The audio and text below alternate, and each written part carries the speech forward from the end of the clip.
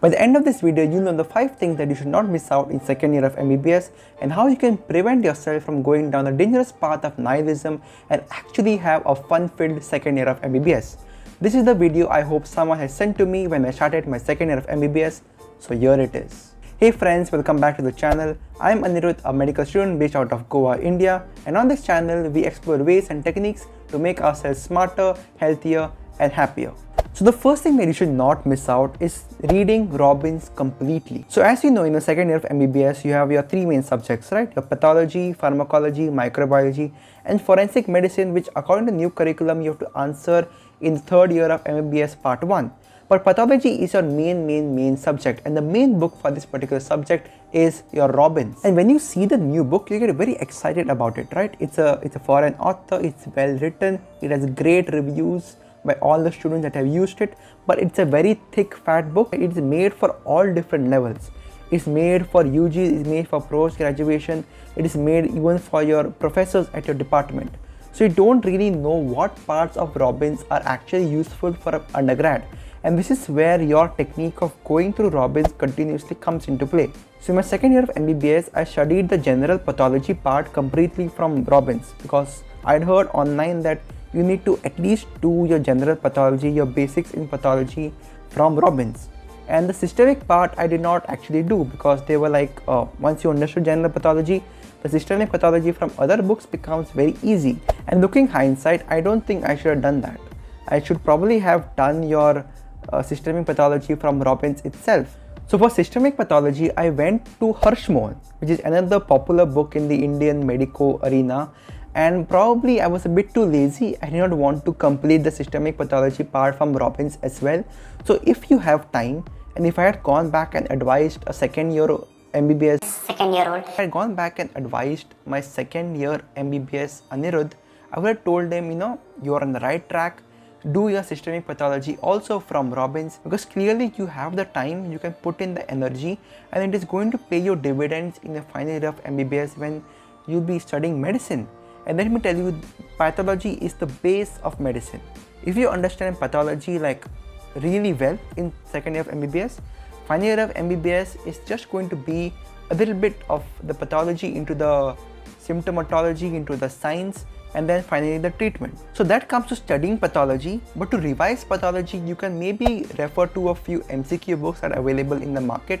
And I feel this concept of using MCQs to revise a particular chapter, to revise a particular topic is the best use, because you're incorporating things like active recall and spaced repetition into your own study routine. So if you don't know what these 2 words, that is active recall and spaced repetition is, I highly recommend to you that you go and watch this previous video that I made, which explains why this is the best method to study for students across the globe and why this method is backed by great solid evidence. So read Robbins completely, guys, and you won't regret later.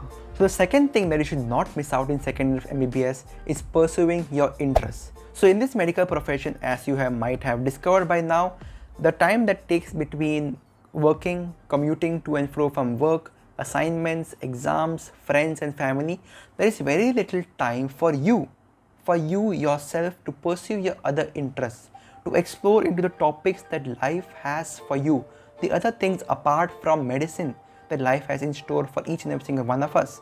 And this forms a major chunk of the repressed desires that we medicos have. I hope you feel me over here. So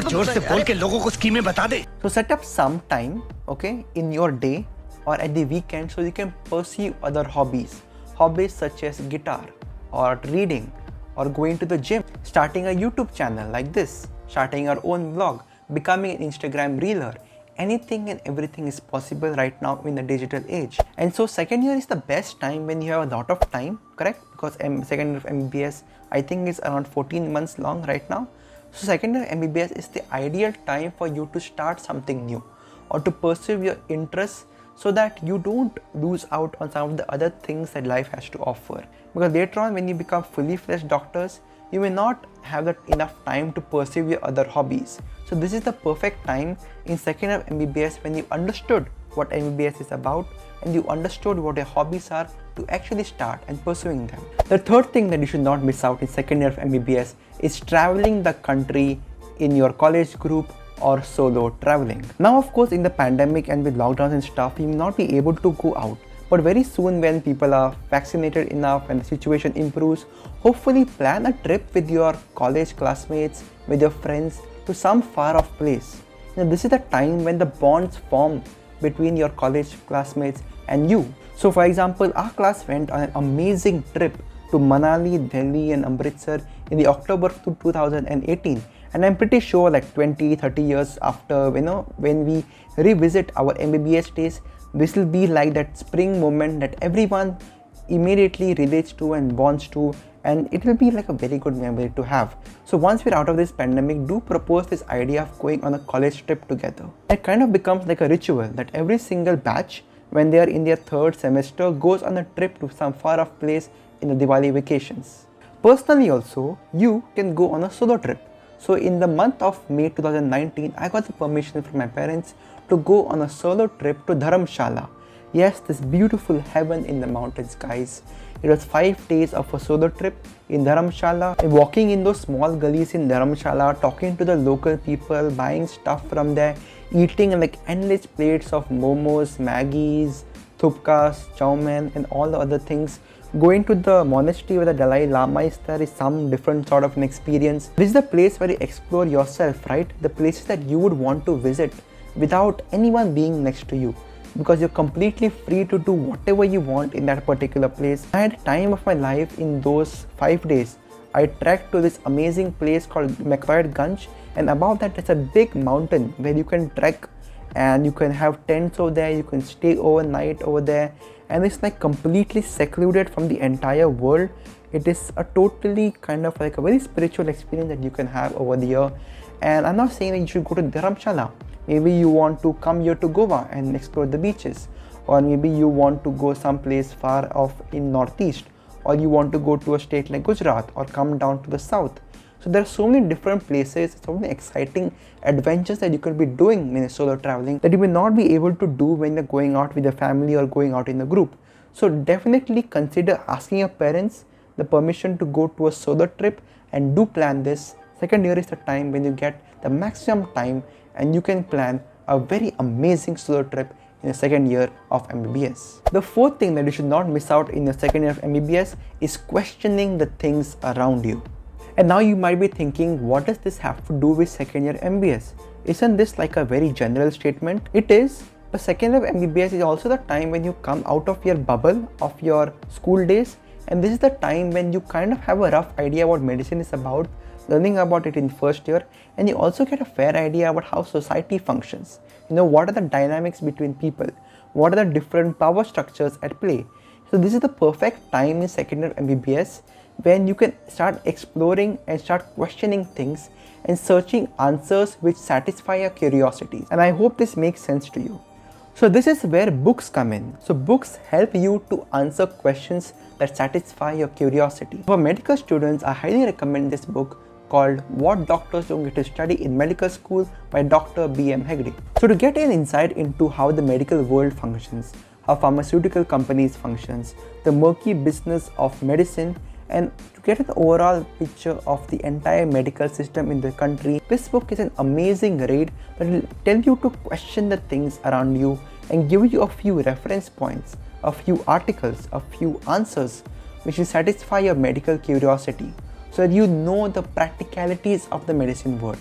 So this is an amazing book that should be on your book list. So in general, I don't really read books that other people recommend, because these books are satisfying their questions.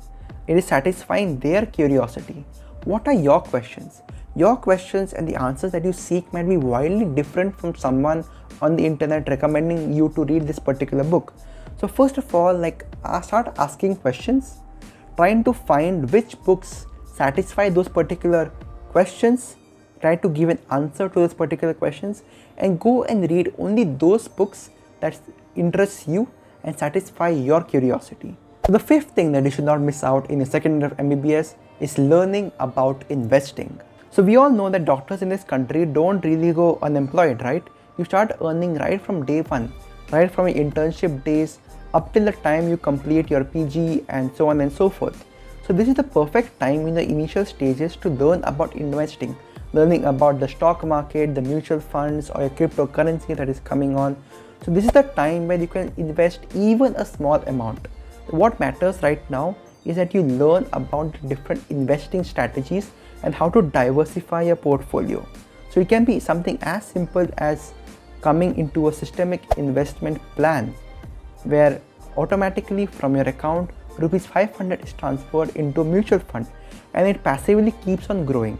And ultimately one day, like 10 years later, when you see a mutual fund that has been accumulating money all over this time, the power of compounding over the past 10 years would probably have created a huge amount of wealth that you could not have thought was possible. Because this principle of compounding is not very intuitive to humans, because we can't think in terms of compound interest. So this is where you can use the method of compound interest and start early.